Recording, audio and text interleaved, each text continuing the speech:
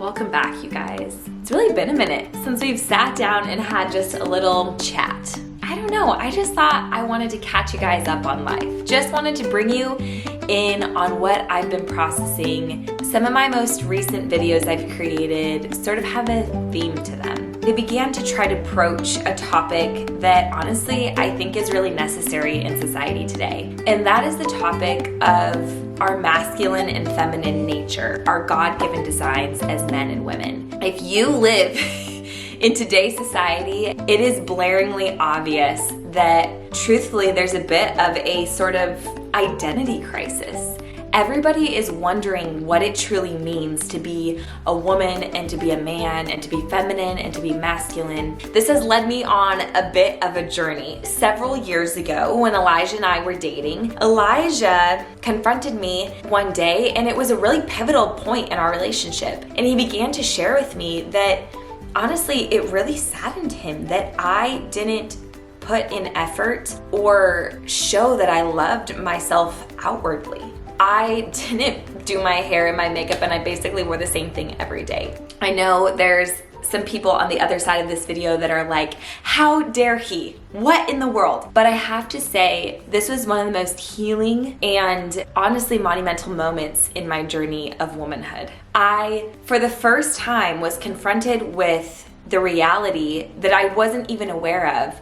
But for some reason, my idea and beliefs around womanhood and femininity were a bit skewed.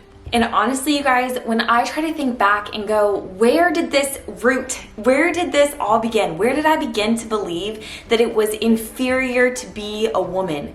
Where did this message first originate in my life? When did I feel like I had to pick up my sword and fight for my right and prove to the world that I was capable, powerful, and just as good as a man? Well, I think back to probably being about 8 years old and seeing this Dove commercial. It was iconic, and it portrayed a girl running like a girl.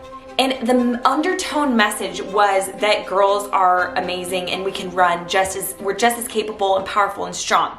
But it implanted this seed in my mind that for some reason I needed to prove to society that I was just as strong and capable as a boy. When the reality is I actually have different strengths than a man. Nothing in me needs to prove that I am just as strong and capable, because my strengths are simply different than a man's. And that message began to honestly intricate into the rest of my life.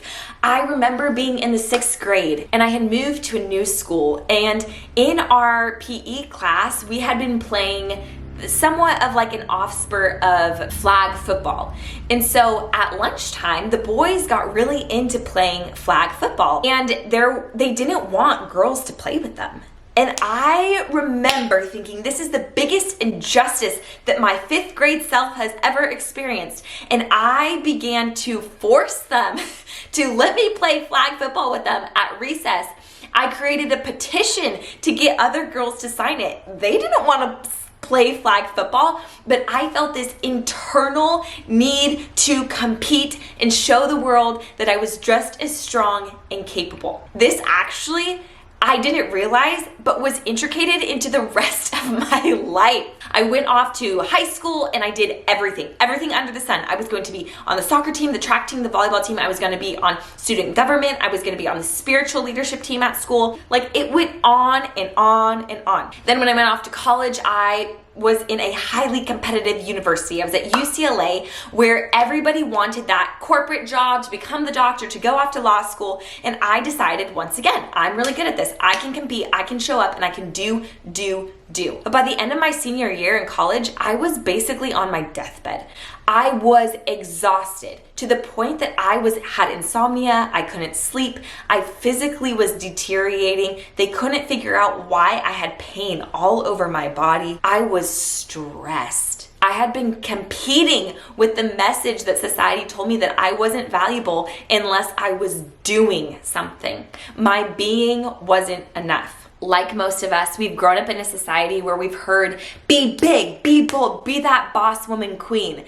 And yet it almost can feel exhausting. So fast forward, and Elijah and I are sitting in a marriage counseling session a few months ago. And this has been an ongoing theme in our relationship. Not me not taking care of myself or loving myself well or putting effort into my appearance, but this level of competition that I began to feel with Elijah.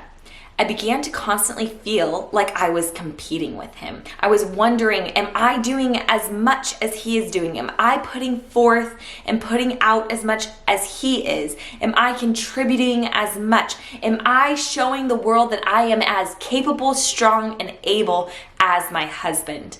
It became a competition that honestly began to deteriorate our relationship. It was like we couldn't have harmony because truthfully, internally, and what became externally, I was in this constant competition and inner turmoil with what my husband was doing, and in comparison, trying to compare what I was doing, trying to be recognized for all the work that I was putting in. It was exhausting. Now, if you've grown up in society, then you have seen all the charges, right? I am the first woman in my family to get a college education. I am all of these things are praised, applauded, these degrees and corporate jobs, and I'm the CEO, the president, the lawyer, beautiful, amazing things. I have wonderful role models that are still role models in my life. But I've just began to sit back and process and wonder, have we got it all right? Why am I trying to compete with my husband's ability? I actually began to wonder, what is it that feels so scary about sitting back and receiving? And I don't mean sitting back and doing nothing. I mean sitting back and allowing him to give and not to become frustrated with his giving, but knowing that my being is actually what he's looking for. My being and who I am and the environment that I create around me is actually more than enough. And when I'm really honest with myself, that is the most fulfilling thing. I've just been out of touch with it. I actually think about the makeup that the actual biological makeup that we have as men and women. And I began to think about that. And the Lord began to even speak to me about how he designed us as men and women. If you just look at our biology, men have been created to give, and women have been created to receive. And if you don't receive as a woman, then nothing is created from that. But when you receive as a woman, life, beauty, creation, homes, and nourishing places, all these things are built when you as a woman learn to receive. Learn to sit back, lean back, and receive. But that's vulnerable. That's so vulnerable, right? It can feel scary. But at the end of the day, if you continue to lead and step into that masculine energy, that, for lack of better words, or that masculine nature, and you begin to compete with that, it's going to be not just exhausting for you, exhausting for your partner as well, exhausting for your husband, for your boyfriend. We were not made to be in competition. We were made to be uniquely ourselves. And so in this season, I have actually quit my job. And this hasn't necessarily been at all related or tied to this new discovery or this process of stepping further into femininity and allowing myself to receive from my husband. But actually, I began to see the Lord's hand on this whole entire process. I began to see him teaching me that what it really looks like and feels like to step into my womanhood and into femininity. And it's not less powerful, it's just different than a man. When I step into a room and when I lead a space, it's going to be different than a man. And that's okay.